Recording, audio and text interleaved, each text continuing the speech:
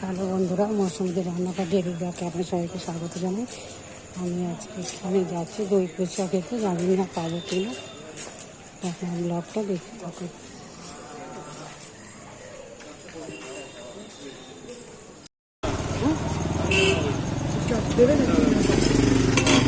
ওনাকে দিয়ে না, ওনাকে না না আমি দই ফুচকা নেব।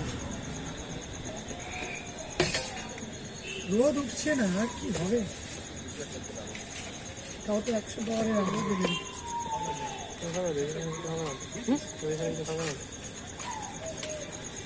একটা নেই ফুচকা নেই, একটা নেই। হ্যাঁ বলো, আমি ভাই বাড়ি নিয়ে একটু বাইরে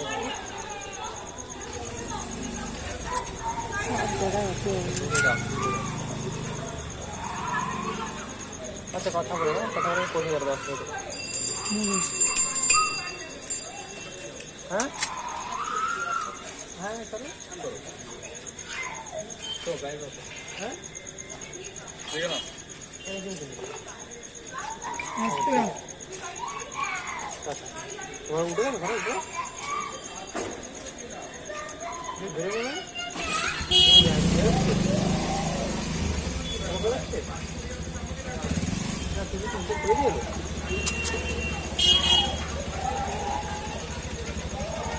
বুঝতে পারছি না, ওটা নিচে খুলে দিয়ে নেবে।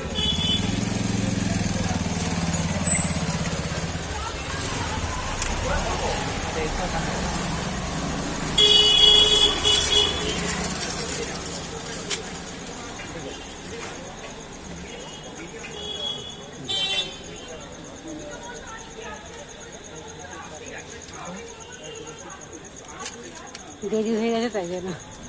তাড়াতাড়ি খাই দিল। না না, ওই দেরি হয়ে গেছে, বাচ্চাদের বেরোতে, বাচ্চাটা চেষ্টা করে 10 টাকা চারটে দেয়, দই ফুচকা কত? 35 টাকা। দাও একটা 10 টাকা না 10।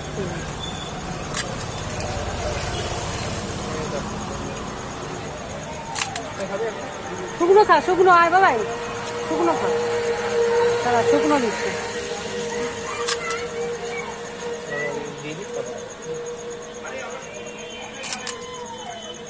এই জন্য বাচ্চাগুলো খুব মুশকিল 100 টাকার মধ্যে দিল।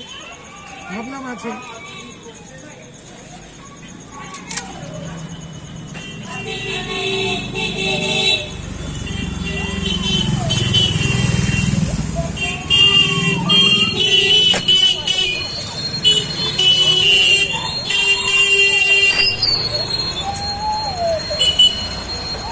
সাথে যায় না, মার সাথে বেশি থাকে।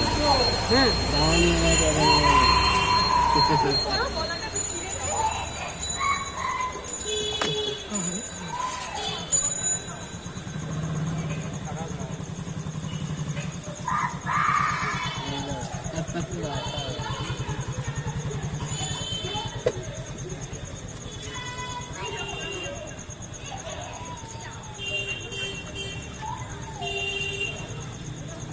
এইসব দেখে আজকালকার ছেলেরা না বিয়ে করতে ভয় পায়।